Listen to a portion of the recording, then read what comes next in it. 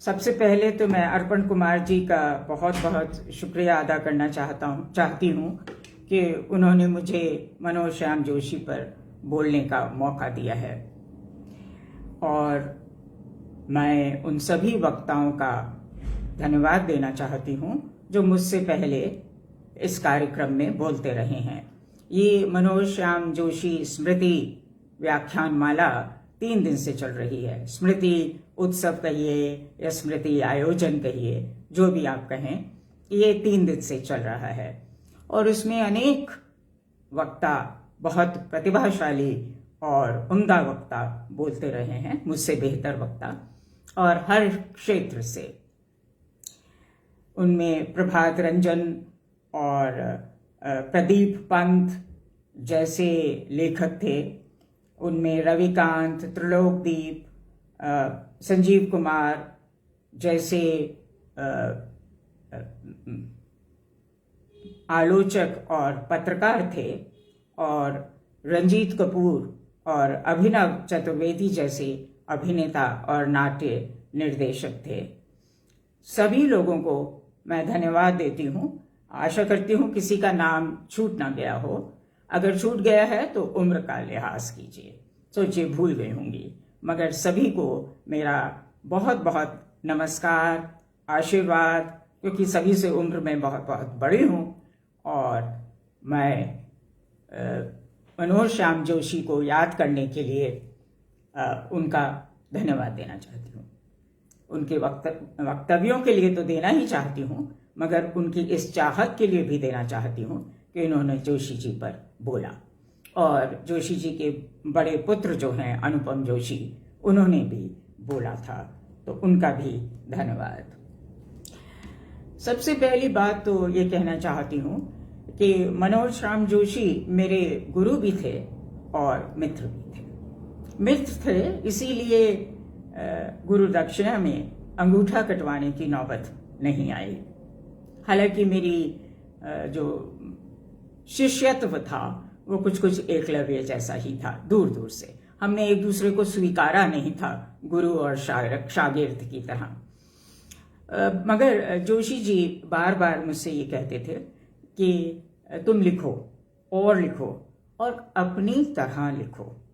तो ये बहुत ही मुझे प्रेरक लगता था, और शायद इसीलिए मैंने कुछ चीज़ें ज़्यादा लिख दी हूँ। और दूसरी बात मैं ये कहना चाहती हूँ कि मेरी मित्रता सिर्फ जोशी जी से नहीं, उनकी पत्नी भगवती जोशी से भी थी और है, अभी तक कायम है। पर वे मेरी गुरु नहीं रही। हालांकि वे बहुत लोगों की गुरु रहीं, क्योंकि वो लेडी श्री राम कॉलेज में बरसों हिंदी साहित्य पढ़ाती रही थी। तीसरी बात, उसी कॉलेज में, लेडी श्री राम कॉलेज में, जोशी जी ने एक खासा बवंडर खड़ा कर दिया था, ये कहकर कि मेरा उपन्यास कठगुलाब अरुंधति रे के गॉड ऑफ स्मॉल थिंग्स से बड़ा और बेहतर उपन्यास है। अब आप सोचिए, कहाँ अंग्रेजों की पसंद और कहाँ मेरी देसी कृति। तो बहुत शोरगुल मचा कि साहब आप कुछ समझते नहीं है, उन्हें अंग्रेजों ने नवाजा है। मगर खैर, अब जोशी जी को कौन क्या कहे, उनका जिगरा था, जो चाहे कह दे। दरअसल कठगुलाब के पहले पाठक और प्रशंसक जोशी जी ही थे, और उन्हीं की वजह से फिर बहुत और लोगों ने उसको पढ़ा और सराहा, मतलब उनकी पहली प्रतिक्रिया जानने के बाद। एक और बात कि मैं जो अभी लेख आपको सुनाऊंगी, उसमें से कुछ हिस्से में लिखित हैं मेरे और मैं पढ़ूंगी। अगर डॉक्टर दीप्ति को लगे कि ये स्कूली छात्रा जैसी बात है तो माफ करें, मगर और कोई उपाय नहीं है, क्योंकि मेरा जो मैं कहना चाहती हूँ वो इतना सिलसिलेवार और तर्कसम्मत और भीतर तक घुसकर कही हुई विसंगत बातें हैं कि मैं भटकूं नहीं। इसलिए जरूरी हो जाता है कि उसमें से कुछ हिस्सा लिखा हुआ हो। हाँ, एक बात और कि ये लेख जिसमें जो मैं आपको सुनाऊंगी वो पहले पहल वहीं लेडी श्री राम कॉलेज में जो सालाना एक जलसा होता है, व्याख्यान माला है, मनोज श्याम जोशी की स्मृति में, उसमें मैंने ये लेख उसके लिए तैयार किया था। मुझसे पहले जितने वक्ता उसमें बोले सभी मनोज श्याम जोशी के बहाने अन्य कथ्यों पर बोले थे। यही रिवायत भी है, तो मैं क्यों रिवायत मानूं? तो मैंने तय किया कि मैं जोशी जी के बहाने मनोज श्याम पर बोलूंगी, और वही मैंने किया। इसीलिए उसका शीर्षक दिया मैंने, वो जो खुद दूसरा था। तो ये बहुत खास बात थी उस व्यक्ति की, और जाहिर है मेरे वक्तव्य की भी होनी पड़ी। ये खैर जो इस समय स्मृति माला चल रही है, स्मृति आयोजन चल रहा है, वो दुर्भाग्य से उनके निधन के बाद के वक्त में है, और उनका निधन होली के कुछ दिनों बाद हुआ था, और दुर्भाग्य से मैं दिल्ली में नहीं थी, मुझे उसकी खबर शिमला में हुई। उससे कुछ दिन पहले होली के अवसर पर उन्होंने अपने घर पर लोकगीत कार्यक्रम किया था, और खाने का आयोजन था, और देर रात तक सारा आयोजन चला था। मुझे थोड़ा जल्दी घर लौटना था, तो भगवती जी के इसरार पर मैंने अलग से पहले रसोई में जीमा, और उस सरस खाने में पति पत्नी दोनों की याद शामिल है। ये जो भगवती जी और जोशी जी का साथ था, प्रेम पगा साथ, वो हिंदी जगत के लिए जरा असाधारण था, इसलिए बहुत रस देता था। आप सोचिए कि जो लेखक, इतना बड़ा लेखक जो मजे मजे में ये कह सकता है, अब फोन रखता हूं, मुझे जिंदगी का सबसे महत्वपूर्ण काम करने जाना है, क्या? पत्नी के साथ सब्जी खरीदने। तो आप सोचिए, जो ये कह सकता है वो जीनियस लेखक ही नहीं होगा, बहुत ही रसिक इंसान भी होगा।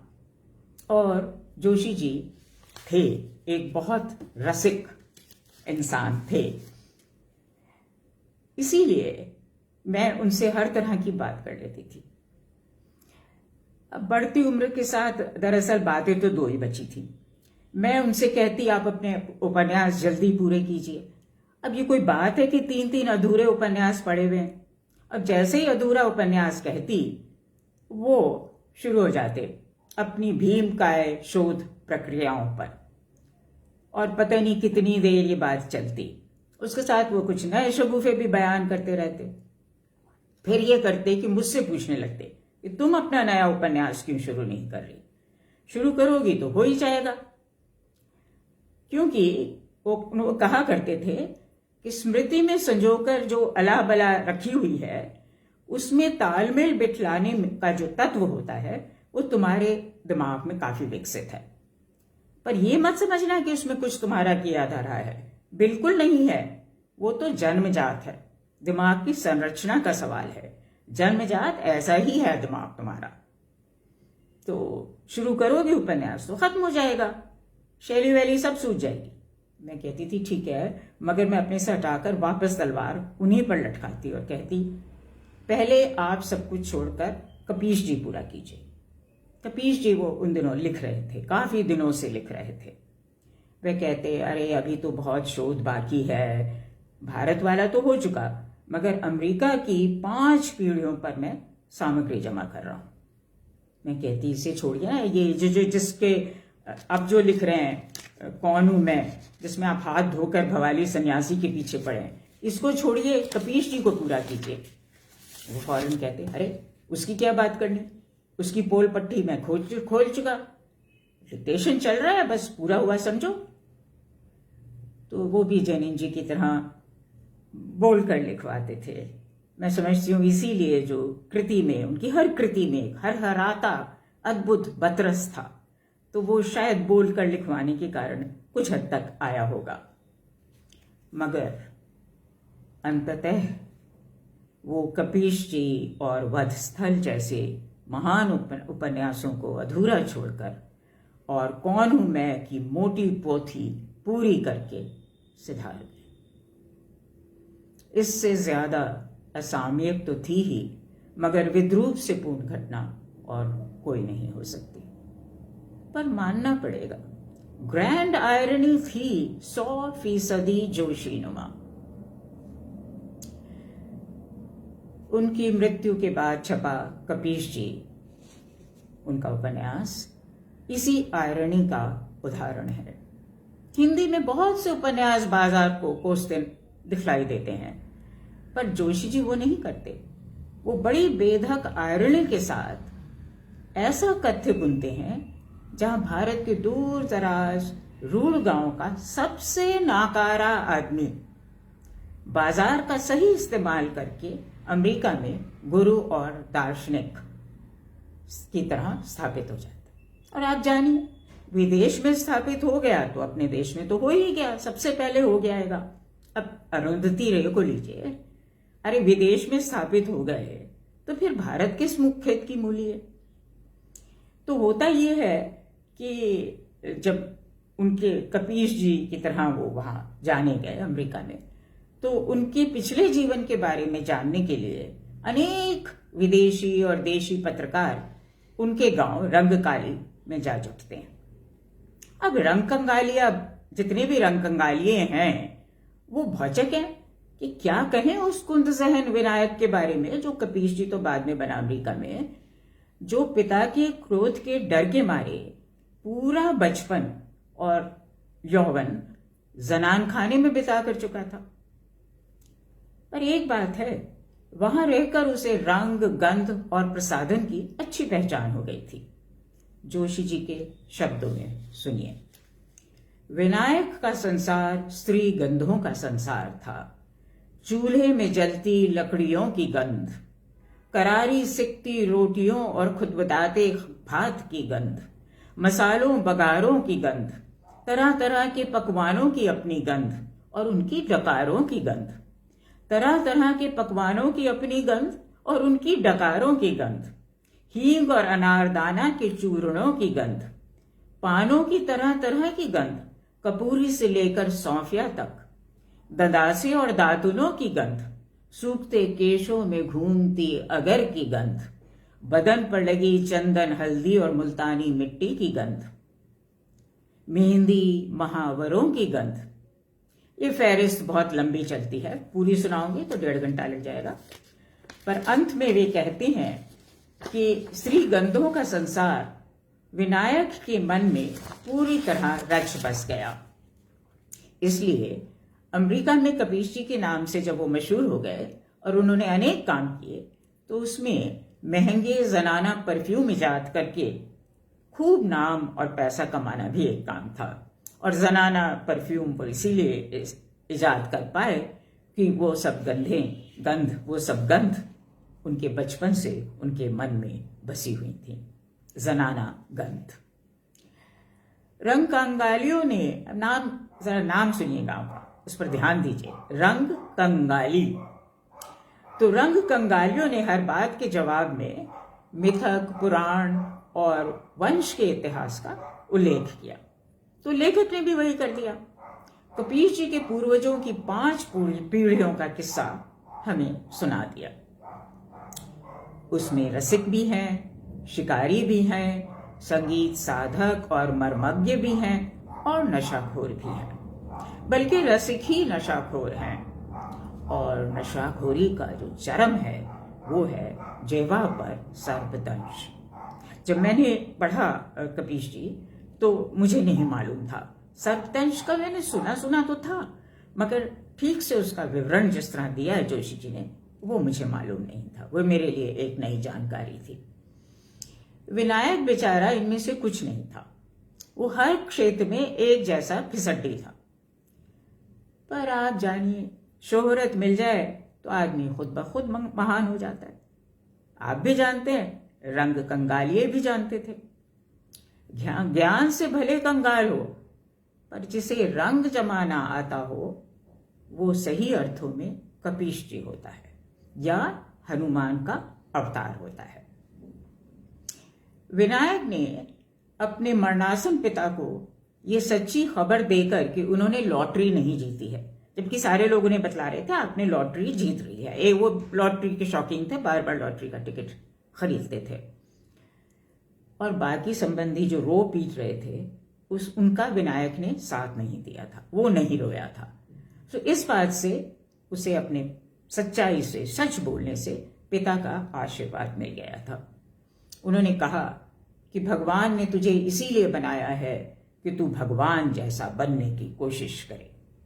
हनुमान का बनाया हुआ कहते हैं ना लोग तुझे, तो जा हनुमान बन जा। आगे चलकर वो वही बनता है हनुमान, कपीश जी, पर बनता है अमेरिका में।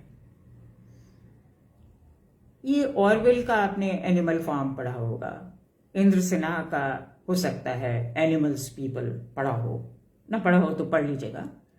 तो जैसी गहन आयरनी इन उपन्यासों में है, वैसी ही ये आयरनी और विद्रूप जोशी जी की किताबों में भी, उपन्यासों और कहानियों में भी मिलती है।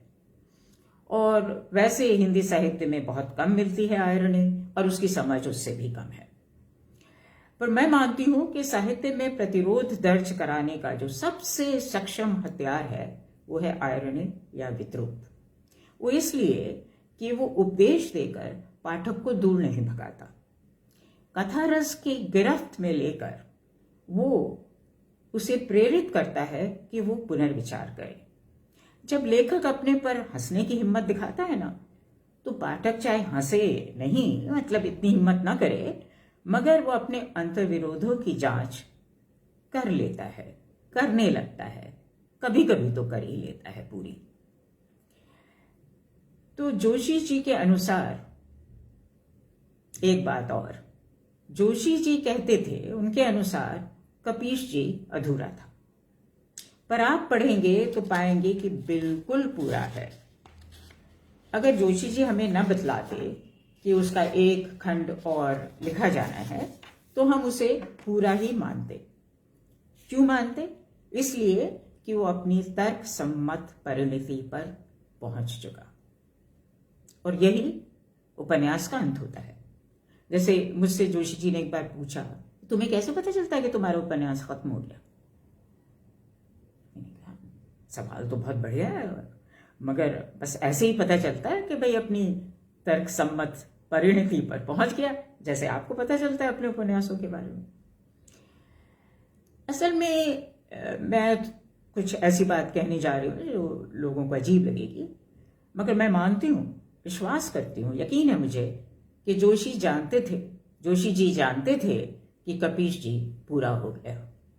बस रचनात्मक जिद में वो अमेरिका में कपीश जी की पत्नी के 5 पीढ़ियों पर शोध किए जा रहे थे। यानी दूसरा खंड इसलिए नहीं लिखा गया क्योंकि वो लिखना चाहते नहीं थे। अब लेखक के मन की था कौन ले, खुद लेखक भी नहीं ले सकता। दूसरा उपन्यास जो उनकी मृत्यु के बाद छपा वो था वध स्थल, मगर वो वाकई अधूरा है। अभी लेखक उसकी पृष्ठभूमि ही तैयार कर सका था कि वो चुप हो गया, मूक हो गया। पर कंपूचिया के किलिंग फील्ड्स या वध स्थल पर लिखी ये पृष्ठभूमि आप पढ़ें तो आपको मालूम होगा कि वो कितनी विस्फोटक है। उस विकृत कुत्सित अपक्रांति की कोई और दास्तान हिंदी में लिखी गई हो तो कम से कम मैं नहीं जानती। और लिखी भी जोशी जी ने इतनी तटस्थ आत्मीयता से। अब आप कहेंगे तटस्थ भी और आत्मीयता भी, अब यही तो जोशी जी का कमाल है। उसमें विसंगतियां भरी रहती हैं, मगर अंततः उनमें एक संगति होती है। आने वाले समय के लिए ये उपन्यास की पृष्ठभूमि एक चेतावनी है। ये वो नरसंहार है जो हर असफल क्रांति के जरा सा नीचे धधकता रहता है कि अब फूटे। इसलिए क्रांति के नाम पर स्वार्थ सिद्ध करने वालों को पनपने ना दो, वरना आप जानते हैं नेपाल, अफगानिस्तान, इराक और भारत कब जाने क्या हो। ये था जो मैंने बोला उनके नए उपन्यासों के बारे में, जो दुर्भाग्य से उनकी मृत्यु के बाद छपे। अब पूरे रचना संसार पर कुछ बातें करना चाहती हूँ। मेरा मानना है कि जो मैंने शीर्षक दिया है उसका भी इसमें उसकी भी व्याख्या हो जाएगी। मैं मानती हूँ कि मनोज श्याम जोशी के लेखन की तह में जाने के दो मूल स्रोत हैं। पहला, मैं ही दूसरा हूँ, और दूसरा, हर अनुभव की, हर भाव की, हर विचार की काट मेरे भीतर मौजूद है। कथानक में जो मैं कहता या करता हूँ तुरंत उसे नकारता हूँ। वो यूं कि उसके अनेक विकल्प मेरे उतने ही जाने या अजाने रहते हैं, उतने ही यथार्थ, भुक्त या काल्पनिक जितना वो जो मैं अभी अभी लिखकर, सोचकर या भुगत कर उठा हूं। हरिया हरक्यूलिस की हैरानी में एक प्रसंग आता है जो इस बात को स्पष्ट करेगा।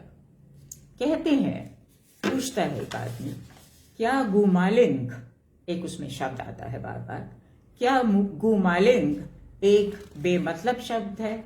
मैंने पूछा। वो तो इतना मानीखेज बताया जाता है, जवाब मिला, कि मतलब समझते समझते जिंदगानी बीत जाए।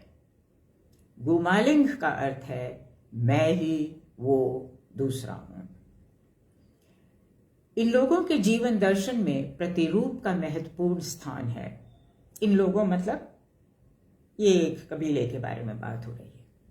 वे मान के चलते हैं कि हर व्यक्ति जैसा एक दूसरा व्यक्ति भी होता है, वो उसके साथ छाया की तरह चलता है। ये प्रतिरूप या जन्नात या भीतर बैठा दूसरा आदमी या कई नकारात्मक व्यक्तित्वों की आपके भीतर मौजूदगी उनके सभी उपन्यासों में है। ये जो है वो पाठक के मन में हैरानी, जिज्ञासा, वैचारिक ऊहापोह और दार्शनिक विचार विमर्श को जन्म देती है। कुरु कुरु स्वाहा हरिया हरक्यूलिस की हैरानी और हमसात खुद को नकारने और दूसरे की उपस्थिति को भुगतने के उपन्यास हैं। महसूस भर करने के नहीं, भोगने के नहीं, भुगतने के उपन्यास हैं। मेरी नजर में हरिया हरक्यूलिस की हैरानी इस सदी की बेहतरीन तर रचना है। जिस तरह से विभत्स रस को साध कर उस पर उन्होंने दार्शनिक जिज्ञासा की इमारत बनाई, फिर उससे जो शांत रस पैदा हुआ उसे आयरनी के प्रहार से ध्वस्त करके द्वैत रस में बदला। वो इतना नायाब है कि बयान नहीं कर सकती, पर जितना नायाब है उतना ही विसंगत भी है। मानो पाठक से वो कह रहे हों, जो चाहो चुन लो, आध्यात्म या पागलपन, हमने तो कह दी, आगे तुम रचो। ये छोटे से उपन्यास ऑरवेल के एनिमल फार्म या कामू के आउटसाइडर जैसा अद्वितीय है। वे भी छोटे उपन्यास थे, पृष्ठों में, तथ्य में बड़े उपन्यास थे। मैं मानती हूं, और इसमें मुझे कोई शुबा नहीं है, कि हिंदी के वे अकेले लेखक थे जिसने अपने समय को दर्शक की तरह देखकर नहीं लिखा, उसे समूचा आत्मसात किया, फिर ऐसे पात्र गढ़े जिनकी आदत में आज के विखंडित, विश्रृंखलित, विद्रूप भरे समय का हर विभत्स, भ्रष्ट, आडंबरपूर्ण, स्वार्थी और हास्यास्पद चलन शामिल था। लेखक हस्तक्षेप करता जरूर है, पर संचालक नहीं बनता। वो पात्रों से एकात्म था और पात्र अपने समय से। कह सकते हैं कि लेखक समय बन गया था।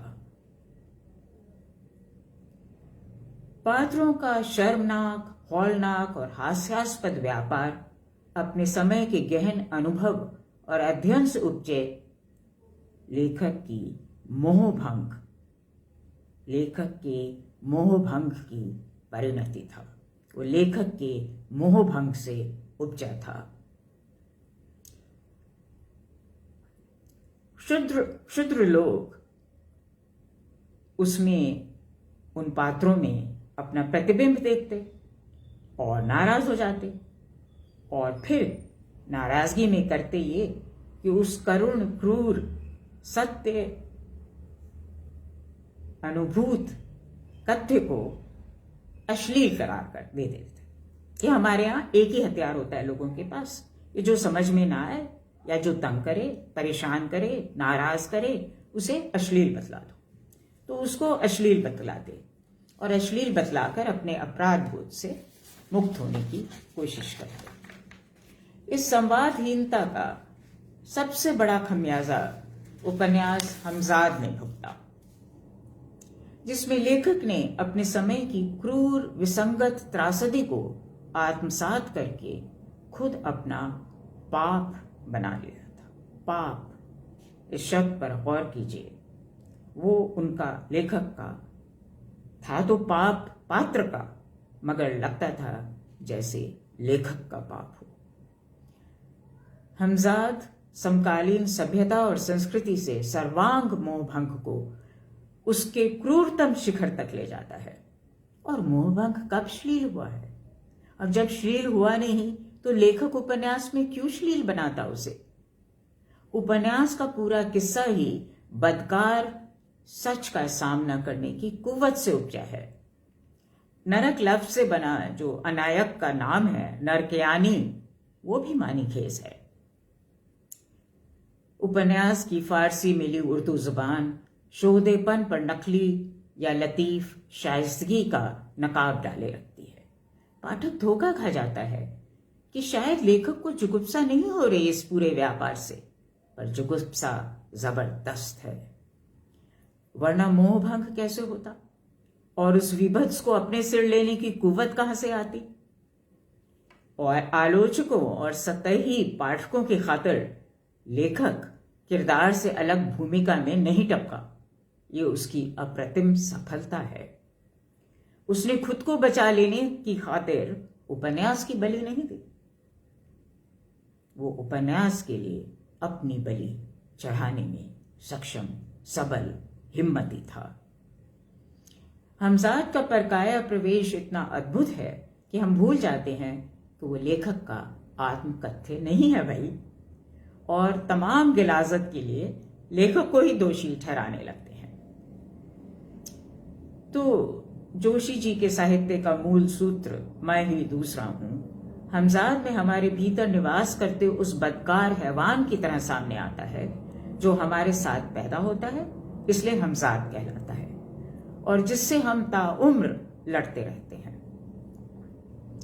पर आज के वहशी और बेशऊर वक्त का तकाजा है कि जीत ज्यादातर जलील हमजाद की होती है, नेक और शाइस्ता हमजाद की नहीं।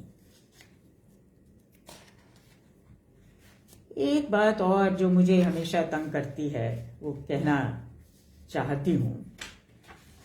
हमारे यहाँ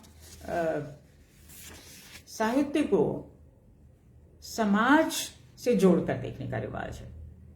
सबसे लोकप्रिय मुहावरा है, साहित्य समाज का दर्पण है। हो गई हर परिवर्तन और वैचारिक प्रतिरोध की छुट्टी। समाज में तो हम जीने को बाधित हैं भाई, मनुष्य हैं, तो समाज में जो देखो वो लिख मारो, बिना ये समझने की कोशिश किए कि समाज के मौजूदा स्वरूप को बनाने में किन संस्कृतियों और सभ्यताओं की मुठभेड़ का हाथ था। मुठभेड़ का सिर्फ संस्कृति और सभ्यता का हाथ नहीं था, उनके बीच पे जो मुठभेड़ हुई उससे वो बना समाज, हमारी संस्कृति बनी। और समय के किन दाव पेंचों ने संस्कृति की ऐसी तैसी की है। आज संस्कृति के नाम पर जो बचा है हमारे पास वो बस समाज है, या उससे टकराता व्यक्ति है।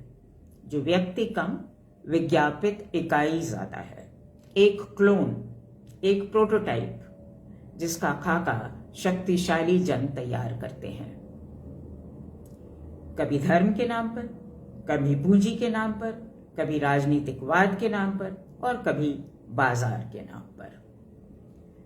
जो व्यक्ति अपने व्यक्तित्व के बचाव के लिए समाज से लड़ता भी है, वो अंततः उसी समाज के ताकतवर हिस्से द्वारा बनाए नियमों की शरण लेता है। आखिर में जीत तो ताकतवर लोगों की ही होती है।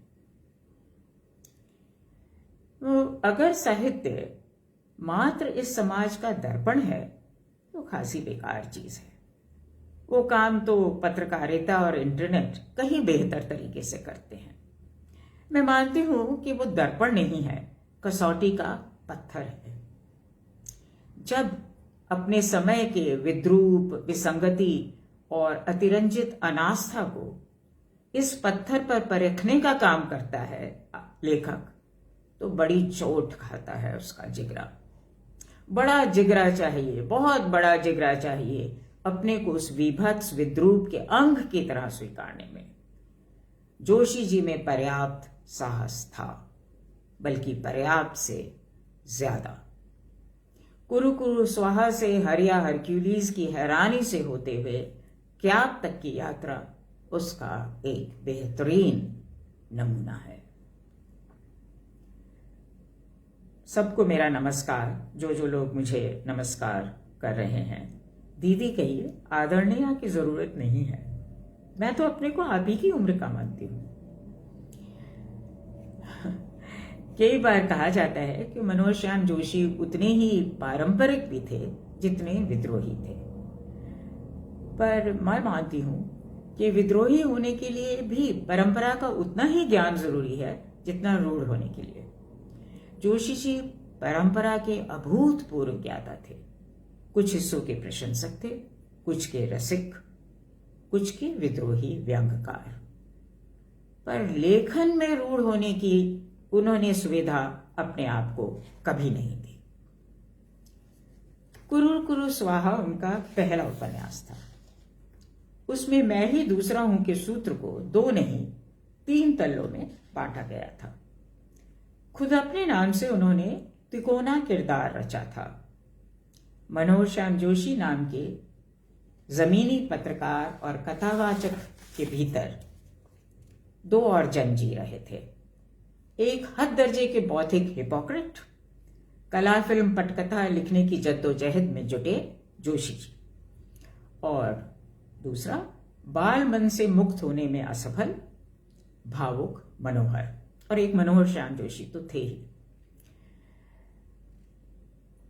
वो जमीनी नापाक हकीकत से शुरू होता है, नापाक हकीकत की दुनिया से शुरू होता है और दर्शन और आध्यात्म के शिखर तक पहुंचता है। और इस उपन्यास के पात्र 3 तल्लों में बटे हुए हैं, उनके 3 हिस्से हैं। तो पात्र का एक हिस्सा बराबर दूसरे या तीसरे हिस्से को गरियाता रहता है।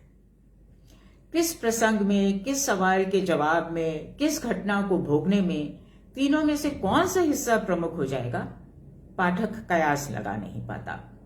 और लगता है लेखक खुद भी नहीं जानता कि किरदार का कौन सा हिस्सा कब अनायक से नायक बन जाएगा, या कब अपने दूसरे या तीसरे रूप को ध्वस्त करने लगेगा।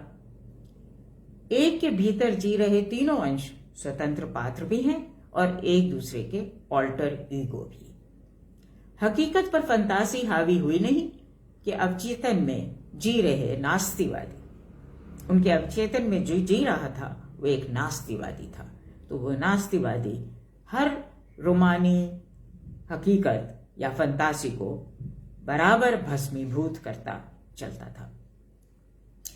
मजे की बात यह है कि तीनों हिस्से एकदम अलग भाषा या बोली बोलते हैं। जोशी जी बोलते हैं संस्कृत निष्ठ हिंदी।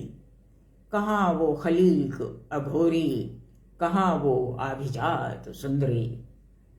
मनोज श्याम जोशी बोलता है मुंबईया हिंदी। अब अगर सुंदरी को अघोरी मांगता तो मेरे बाप का क्या वाटसन। और मनोहर बोलता है फिल्मों से चुराई रोमानी लफ्फाजी खबर में खड़ी बोली। न रात होगी, न नींद होगी, न सपनों की यातना। पर यह तो मनोज चंद्र जोशी के लेखन की विशिष्टता है। वह भाषा या बोली, कुमाऊनी हो, मुंबईया हिंदी हो, बनारस की अवधी मिश्रित ब्रजभाषा हो या फारसी युक्त उर्दू हो, वो सिर्फ अंचल को नहीं दर्शाती। उसका ताल्लुक कथ्य से होता है और वो एक के भीतर मौजूद दूसरे को सामने लाने में भी हमारी मदद करती है या लेखक की मदद करती है। इसीलिए कसब में पात्र भरपूर कुमाऊनी बोलते हैं, पर कुमाऊनी के ही शब्द से बने क्याप शीर्षक वाले उपन्यास में, जिसे लेखक ने फसक या फसक का नाम दिया है, पात्र खड़ी बोली बोलते हैं। क्यों बोलते हैं खड़ी बोली? इसलिए कि उपन्यास का कथ्य भले क्याप हो, पर किरदार बौद्धिक विलास में डूबे मार्क्सिस्ट है। मार्क्सिज्म के उत्थान पतन की ये फसक या फसक है क्याप। क्याप का अर्थ है कंधों को झटकना, यानी क्या जाने क्या होगा या क्या जाने क्या हो गया। अमेरिकी लोग जैसे बात बात पर कहते हैं ना, व्हाटएवर, वही है क्याप। ये और फसक भी, जैसे मैंने कहा, कुमाऊनी शब्द है। उसके दो अर्थ हैं, गप और गल्प। अब ये आपकी मर्जी है, जो मानना चाहे माने, किसी को सच झूठ का घालमेल माने या तखलीकी तामीर माने। क्याप का आखिरी जुमला इस सूत्र को समझने में हमारी मदद करता है। वो जुमला है, आप कहेंगे ये कथा तो क्याप जैसी हुई, धैर्य धन्य पाठकों, यही तो रोना है। ये जोशी जी के शब्द। और एक बात, जोशी जी अकेले ऐसे रचनाकार थे कि जो उन्होंने लिखा सिर्फ वही लिख सकते थे। ये बहुत ही खुशी की बात है। इसीलिए उनके अधूरे उपन्यास वधस्थल को कोई पूरा नहीं करेगा। और शुक्र है, प्रेमचंद की तरह उनकी कोई परंपरा नहीं बनेगी जहां लोग उनकी नकल टीपने की भी नाकाम कोशिश कर करके उन्हें छोटा बनाए। कुरु कुरु स्वाहा मुझे बहुत पसंद रहा है। वो जिस साल में छपा उसी साल में मेरा अनित्य उपन्यास भी छपा था, जिसके बारे में लेखक जोशी जी ने एक बार कहा था कि मैंने अनित्य नहीं पढ़ा था तो सोचा पढ़ लूं।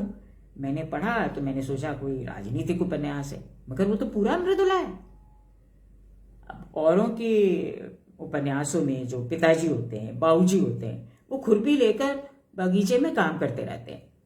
मृदुला जी के जो पिता हैं वो बहुत इश्क कर चुके और एक और करने को तैयार है, और मृदुला इस बात को लेकर बिल्कुल जजमेंटल नहीं है, भाई जो है वो है। तो इससे मुझे लगा कि चाहे राजनीतिक उपन्यास हो, चाहे मनोवैज्ञानिक हो, चाहे प्रेम कथा हो, जो उपन्यास मृदुला ने लिखा वो मृदुला है। तो इससे बड़ी बात कोई मुझे किसी ने कभी कही नहीं।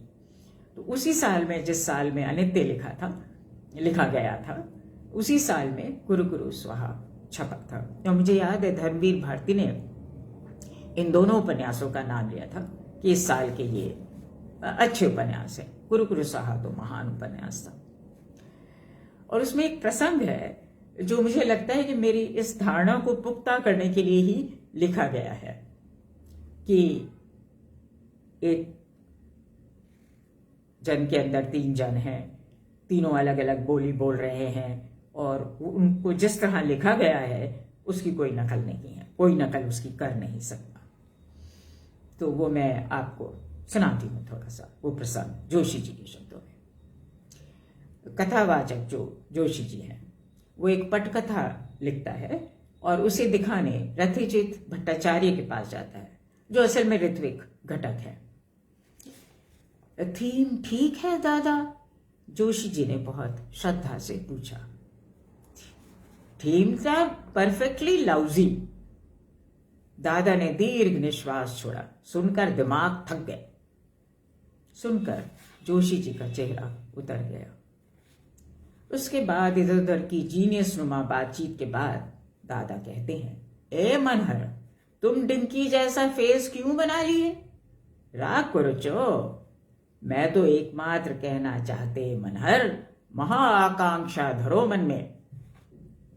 आप ही ने तो कहा था कि थीम लफ्जी है। वो तो बोले निश्चय ही, पूछने से फिर बोलेंगे। किंतु बात क्या है मनहर, लफ्जी का भी माने ऑन एक स्टैंडर्ड, ऑन एक कैटेगरी। एक शरद चंद्र का लफ्जी, एक टैगोर का लफ्जी, और एक इवन तुम्हारा क्या बोलते शेक्सपियर का लफ्जी। अच्छा अभी बोलो, जो थीम हमको सुनाया तुम, किसका लफ्जी? मेरा। जोशी जी ने कहा, गो तय नहीं कर पाए कि बात फख्र से कहनी है कि शर्मसार होकर। मेरा मीन्स, अरे तुम्हारा कोई नाम तो होगा जी। मनोहर श्याम जोशी। ऐसा जनाना का माफिक अपना नाम नहीं लो जी, सीना ठोक कर बोलो, आमी श्री। मैंने सीना ठोका और दादा जैसी खरज साध कर कहा, श्री मनोहर श्याम जोशी। तो ऐसा बोलने का। अभी हम जो थीम सुनाया वो मनोहर श्याम जोशी का लफ्जी। और वाकई अगर मनोहर श्याम जोशी का लफ्जी, जो बहुतों के बेहतरीन से बेहतर है, आपको पढ़ना है, देखना है, तो कौन हूं मैं उपन्यास पढ़िए। मेरी समझ के बाहर है। मेरी उनसे बहुत बातचीत हुई, मगर मेरी समझ से बाहर ही रहा कि एक लेखक ने कपीश जी जैसे मैग्नम ओपस को लिखना स्थगित करके कौन हूं मैं जैसा भीम का है, वास्तविक घटनाओं के बीच बांधने पर मजबूर करता अदालती जासूसी किस्म का उपन्यास लिखने में वक्त क्यों बर्बाद किया। कपीश जी दांव पर न होता तब भी सवाल उठता कि वे ऐसी कृति लिखने क्यों बैठे जिसमें फसक बनने का मादा शून्य था। गटमट अफवाहों का गहन शोध करके सबूत समेत जो ऐतिहासिक तथ्य उन्होंने खोजे थे, उन्हें झुटलाने का उनको वो कोई प्रयोजन नहीं मानते थे। उनसे बंधे रहकर ही वे एक सत्य कथा का मनोवैज्ञानिक और दार्शनिक पुनर्सृजन करना चाहते थे। पर क्यों करना चाहते थे? वो भी अपनी सबसे महत्वाकांक्षी कृति को दरकिनार करके। मेरी तो समझ में नहीं आया, बहुत दिमाग लगाया मैंने, और उनसे जब बहुत बहस और बातचीत हुई, उसके बाद एक मनोवैज्ञानिक कारण मेरी समझ में कुछ कुछ आया। लगता है वे अपनी छवि को सिरे से तोड़कर कुछ और बना लेना चाहते थे, कुछ कुछ आत्महत्या के अंदाज में, कि पुनर्जन्म हो तो दोबारा चलें उसी राह पर जो अनजाने में हरिया हरक्यूलिस की हैरानी और हमजाद को सिरे से गलत समझे जाने के क्षोभ में उनके भीतर पैदा हुई थी। क्षोभ था, ये मैं ही नहीं, पूरा साहित्य जगत जानता है, उसका गवाह है, और उसके लिए हमें सबको शर्मसार होना चाहिए। जब विद्यानिवास मिश्र ने उनसे कहा, अगर हमजाद लिखना ही था जिसकी अद्वितीय गुणवत्ता और तटस्थ अभिव्यक्ति में कोई संदेह नहीं है, तो बंगला में लिखते, मराठी में लिखते, मलयालम में लिखते, पर हिंदी में वो सब नहीं चलता।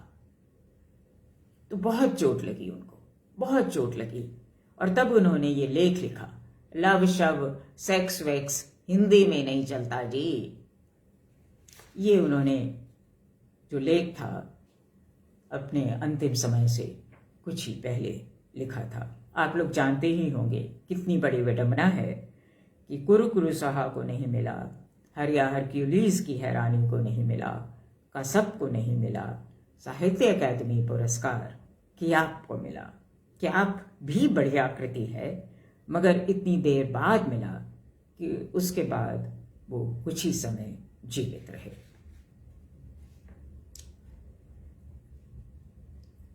तो अंत में मैं बात करना चाहती हूँ उस अद्भुत प्रेम कथा कसब की। प्रेम कथा उर्फ व्यंग, ऐसी विलक्षण प्रेम कथा जिसमें रसमय प्रेम कथा के साथ प्रेम और प्रेम काव्य कथा पर व्यंगात्मक सोच विचार भी हो, मैंने पहले नहीं देखी, बाद में भी नहीं देखी।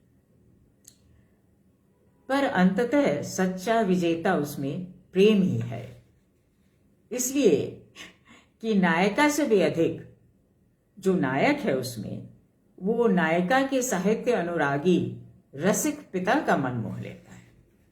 नायिका से ज्यादा उसके पिता का मन मोह लेता है। बानगी देखिए, पिता ने घर के बाहर चोरी छिपे बगीचे में ही पुत्री को देना चाहा वो पत्र, नायक की पहुंच का, किंतु पुत्री ने नहीं लिया और सीढ़ियों की ओर बढ़ते हुए कहा, उसका होगा, मुझे और कौन लिखता है। पिता का हाथ पत्र लेकर बढ़ा रहा, पुत्री बगैर मुड़े सीढ़ियां चढ़ती रही और फिर पिता वहीं फूलों के पास कुर्सी डालकर बैठ गया। पढ़ता गया एक पत्र और सुनता रहा पुत्री के कंठ से फूटती मुल्तानी की चीज। का जानो रे अरे ओ लोगवा जो उनके गुण गावत, धीरे धीरे का जानो। ऐसा अनूठा रसिक प्रेम प्रसंग किसी भी भाषा में लिखी प्रेम कथा में पहले आया है तो कम से कम मैंने नहीं पढ़ा, मैं नहीं जानती उसके बारे में। कुमाऊनी में कसब का अर्थ होता है क्या जाने, प्रेम के भी यही मानी है, क्या जाने। बतौर नायक याकी और बतौर नायिका क्या मेरा होना ही प्यार में होना नहीं है। विचारणीय होता ये दुस्साहस, लेखक कहता है, यदि विचारातीत न होता।